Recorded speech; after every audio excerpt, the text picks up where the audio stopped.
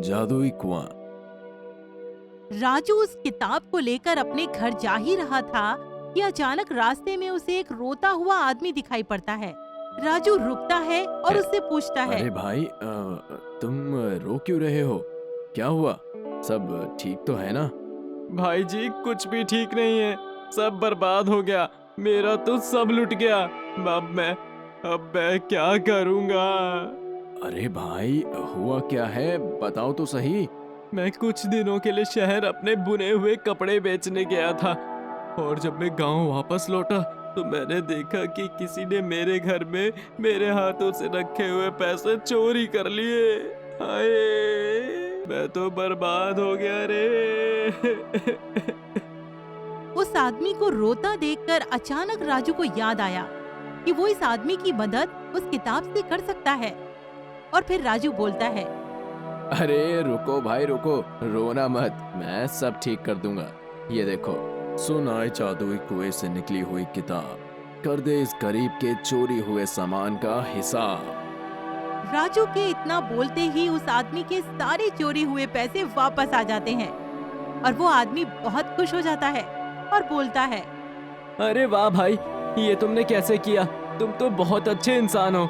तुमने आज इस गरीब की जान बचा ली, वरना मैं तो बर्बाद हो जाता।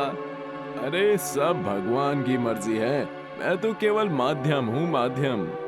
ये कहकर दोनों अपने अपने रास्ते चले जाते हैं और फिर उस दिन के बाद से राजू पूरे गांव की मदद करने लगता है। पूरे गांव के लोग राजू से बहुत खुश रहने लगे और गांव में राजू की इज्जत भी बहुत बढ़ गई। देखते ही देखते राजू के मशहूर होने की खबर उसी गांव के एक साहूकार के पास पहुंच गई। कौन है ये राजू जो अचानक से इस गांव का इतना बड़ा दानवीर बन बैठा है, हैं? उसकी मुझसे ज्यादा इज्जत नहीं हो सकती इस गांव में। उस राजू की इतनी हिम्मत कि वो मेरी बर्बादी करेगा। अभी बताता हूँ उस राजू के बच्चे को। फिर क्या था, उस दिन से ही वो साहूकार राजू का पीछा करने लगा और छुप छुप के उसकी बातें सुनने लगा। एक दिन जब राजू अपने घर में पूजा कर रहा था, तब साहूकार वहीं खिड़की से बाहर से ही उसकी बातें सुनने लगा। हे भगवान, आपका बहुत बहुत धन्यवाद कि आपने मुझे इस काबिल समझा कि मैं लोगों की मदद कर सकूं और मुझे उस जादुई कुएं तक पहुंचाया। हैं? जादुई कुआं? ये क्या नया बाला है? लगता है इसका पीछा करना पड़ेगा। बस ये कहकर वो साहूकार राजू का पीछा करने लगता है और देखता है कि राजू एक कुएं में कूदता है और थोड़ी देर बाद ही वापस आ जाता है।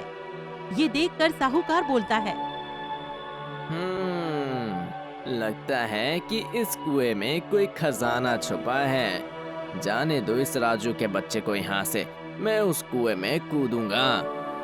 राजू के वहाँ से जाते ही वो साहूकार भी उस कुएं में कूद जाता है और वो भी अंदर के नजारे को देखकर हैरान रह जाता है। तभी एक आवाज आती है। आ गए लालची साहूकार, तुम्हें क्या लगा मैं तुम जैसे लालची इंसान की मदद करूंगा? वो राजू तो ईमानदार और मेहनती लड़का है, लेकिन तू एक लालची और घमंडी इंसान है। इसीलिए तुम्हें तो इनाम में सजा मिलनी चाहिए और तुम्हारी सजा ये है कि तुम पूरी जिंदगी यहीं रहोगे, इसी कुएं में। नहीं नहीं नहीं, मुझे माफ कर दो, मुझसे गलती हो गई, मुझे बाहर जाने दो, मुझे माफ कर दो।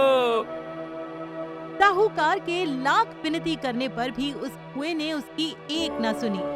वो साहूकार हमेशा हमेशा के लिए वहीं रह गया। इसीलिए तो कहते हैं कि लालच बुरी बला है। अब आप खुद ही फैसला करो कि आपको क्या बनना है, राजू या फिर साहूकार।